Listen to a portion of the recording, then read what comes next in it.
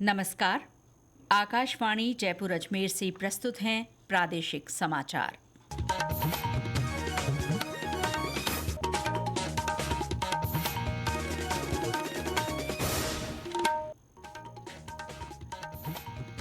मुख्य समाचार। मुख्यमंत्री भजनलाल शर्मा ने झालावाड़ मनोहर थाना स्कूल दुखांतिका की उच्च स्तरीय जांच के आदेश दिए। दुर्घटना में मरने वाले बच्चों की संख्या बढ़कर 7 हुई। प्रदेश में टीबी रोगियों को 27 जुलाई से निक्षय पोषण किट वितरित किए जाएंगे। प्रधानमंत्री नरेंद्र मोदी ने भारत और मालदीव के बीच आपसी सहयोग और निवेश पर जोर दिया। और करगिल विजय दिवस की 26वीं वर्षगांठ पर कल समूचा देश भारतीय सेना के जांबाज सैनिकों को नमन करेगा। समाचारों के साथ मैं शीला चावला। और अब समाचार विस्तार से। मुख्यमंत्री भजनलाल शर्मा ने झालावाड़ मनोहर थाना स्कूल हादसे पर गहरी संवेदना प्रकट करते हुए इसकी उच्च स्तरीय जांच के आदेश दिए हैं। मुख्यमंत्री ने कहा कि इस दुखद घटना के लिए जिम्मेदार लोगों पर कड़ी कार्रवाई की जाएगी। उन्होंने अधिकारियों को ये सुनिश्चित करने को कहा कि प्रदेश का एक भी स्कूल जर्जर हालत में नहीं होना चाहिए। झालावाड़ के पिपलौदी में सरकारी विद्यालय की छत गिरने से हुआ हादसा दुखद एवं हृदय विदारक है। इस दर्दनाक हादसे में मासूम बच्चों की मृत्यु से मन व्यथित है। राज्य सरकार दुख की इस घड़ी में पीड़ित परिवारों के साथ खड़ी है। सभी जिला अधिकारियों को सख्त निर्देश दिए गए हैं कि प्रदेश का एक भी स्कूल भवन जर्जर हालत में ना हो। जिन्होंने अपने मासूम बच्चों को खोया है उसकी भरपाई तो नहीं हो सकती, पर इस गंभीर घटनाक्रम की उच्च स्तरीय जांच करवाकर जिम्मेदारों पर सख्त कार्रवाई की जाएगी। शिक्षा मंत्री मदन दिलावर ने कहा है कि फिलहाल घायल बच्चों को समय पर सही इलाज दिलाना ही सरकार की प्राथमिकता है। उन्होंने कहा कि मामले में 5 शिक्षकों और प्रबोधक को निलंबित किया गया है। झालावाड़ जिले की पिपलौदी गांव में जो मिडिल स्कूल है, वहाँ विद्यालय की छत गिरने से 3 बच्चे मौके पर ही एक्सपायर हो गए हैं। कुछ बच्चे घायल हो गए, उनका अस्पताल में इलाज चल रहा है। मैंने जिला कलेक्टर और शिक्षा अधिकारियों को निर्देश दिए हैं कि सब प्रकार की व्यवस्था की जाए, सब बच्चों का इलाज सरकारी खर्चे पे हो। और इस दुखद घटना की जांच में उच्च स्तरीय जांच कराऊंगा कि वास्तव में ये दुर्घटना क्यों हुई, क्यों छत गिरी। इस बीच दुखांतिका में मरने वाले बच्चों की संख्या बढ़कर 7 हो गई है। झालावाड़ के पुलिस अधीक्षक अमित कुमार ने आकाशवाणी को बताया कि पिपलौदी गांव के राजकीय उच्च प्राथमिक विद्यालय में आज सुबह छत गिरने से यह हादसा हुआ। इस हृदय विदारक दुर्घटना में घायल हुए 12 बच्चों का झालावाड़ मेडिकल कॉलेज में उपचार किया जा रहा है। वहीं 9 बच्चे अन्य अस्पतालों में भर्ती हैं। गंभीर घायल 2 बच्चों को आईसीयू में रखा गया है। केंद्रीय शिक्षा मंत्री धर्मेंद्र प्रधान ने मुख्यमंत्री श्री शर्मा और शिक्षा मंत्री श्री दिलावर से फोन पर बात कर राहत कार्यों का जायजा लिया। उन्होंने घायल बच्चों के इलाज की भी जानकारी ली।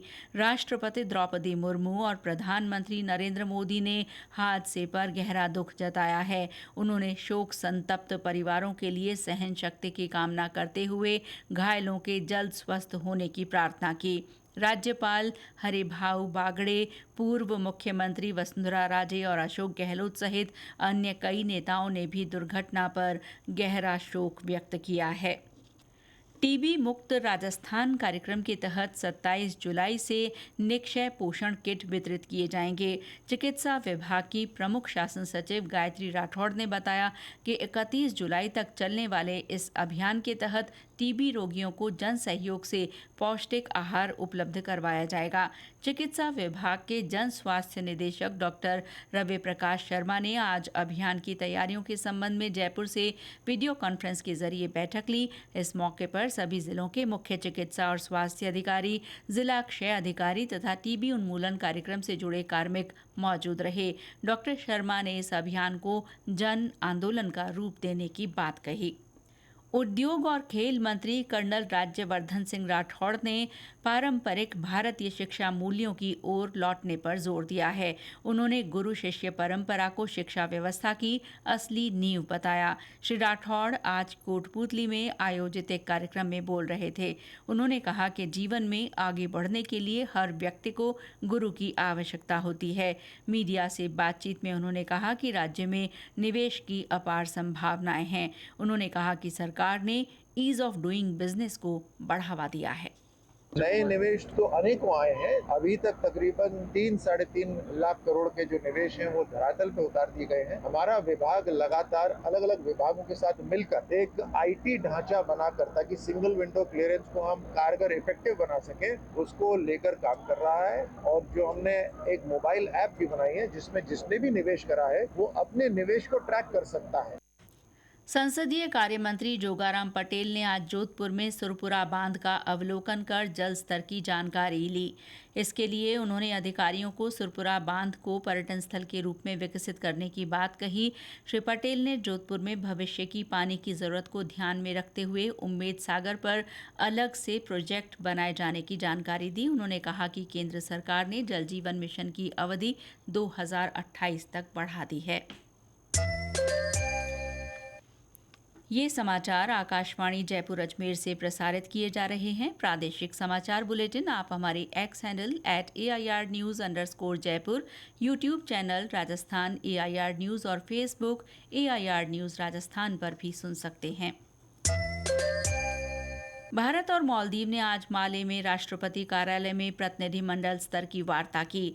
इसमें प्रधानमंत्री नरेंद्र मोदी, मालदीव के राष्ट्रपति मोहम्मद मोइज़ू, विदेश मंत्री सुब्रमण्यम जयशंकर, राष्ट्रीय सुरक्षा सलाहकार अजीत डोभाल और दोनों देशों के अन्य वरिष्ठ अधिकारी शामिल थे। इससे पहले प्रधानमंत्री मोदी और राष्ट्रपति मोइज़ू ने द्विपक्षीय बैठक में आपसी हित के विभिन्न मुद्दों पर चर्चा की। प्रधानमंत्री मोदी ने दोनों देशों के बीच आपसी सहयोग की योजनाओं का जिक्र किया।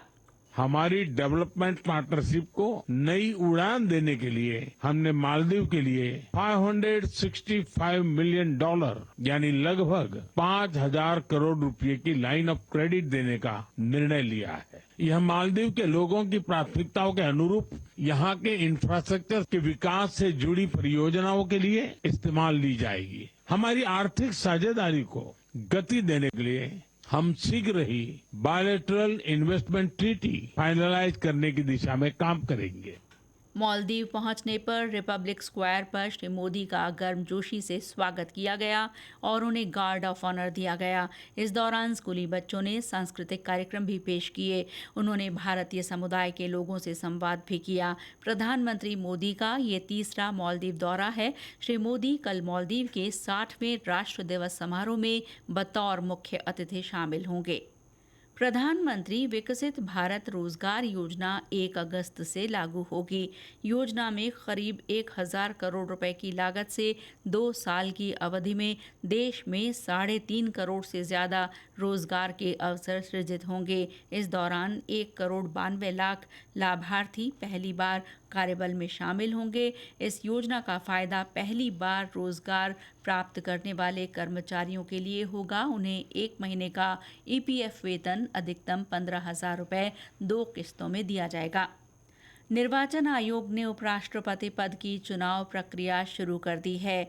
इसके लिए राज्यसभा के महासचिव PC मोदी को रिटर्निंग अधिकारी नियुक्त किया गया है। राज्यसभा सचिवालय की संयुक्त सचिव गरिमा जैन और निदेशक विजय कुमार को सहायक रिटर्निंग अधिकारी बनाया गया है। लोकसभा अध्यक्ष ओम बिरला ने मॉनसून सत्र में सदन की सुचारू कार्रवाई सुनिश्चित करने के लिए आज लोकसभा में सर्वदलीय बैठक की। बैठक के दौरान सोमवार से सुचारू कार्रवाई के लिए सहमति बनाई गई। श्री बिरला ने कहा कि कार्रवाई चलने पर ही प्रश्नकाल के दौरान चर्चा संभव है। करगिल विजय दिवस की कल 26वीं वर्षगांठ है। वर्ष 1999 में इसी दिन भारतीय सेना ने ऑपरेशन विजय की सफलता की घोषणा की थी। इस अवसर पर लद्दाख के द्रास में केंद्रीय युवा मामले और खेल मंत्री डॉक्टर मनसुख मांडविया की अगुवाई में पद यात्रा होगी। इसके साथ ही देश भर में विभिन्न कार्यक्रम होंगे। एक रिपोर्ट। हर साल 26 जुलाई को करगिल विजय दिवस मनाया जाता है। ये दिन उन अमर जांबाज जवानों की बहादुरी को सलाम करने का दिन है जिन्होंने करीब 18,000 फीट की ऊंचाई पर पाकिस्तानी घुसपैठियों के साथ संघर्ष किया था। ये सैन्य इतिहास की कठिन लड़ाइयों में से रहा जो इतनी ऊंचाई और तोलोलिंग और टाइगर हिल जैसे दुर्गम क्षेत्रों में लड़ा गया। सैनिकों के अद्भुत पराक्रम को समर्पित इस दिन पर कई आयोजन होते हैं। इस उपलक्ष्य में आज द्रास के लामोचन व्यू पॉइंट पर भव्य कार्यक्रम आयोजित किया गया। इधर राजस्थान विधानसभा परिसर में भी शहीदों की स्मृति में शौर्य वाटिका बनाई गई है। इस अवसर पर वीरांगनाओं का सम्मान भी किया गया। डॉक्टर सालेहा गाजी की रिपोर्ट के साथ समाचार कक्ष से सुदर्शन नाहर। प्रदेश में आज अलग अलग सड़क दुर्घटनाओं में 10 लोगों की मृत्यु हो गई और कई अन्य घायल हो गए। करौली में कार और पिकअप की टक्कर में 4 महिलाओं की मौत हो गई और 9 अन्य घायल हो गए। हादसा करौली हिंडौन मार्ग पर गुड़ला गांव के पास हुआ। राजसमंद के देवगढ़ क्षेत्र में एक दोपहिया वाहन और ट्रेलर की टक्कर में एक दंपत्ति की मृत्यु हो गई।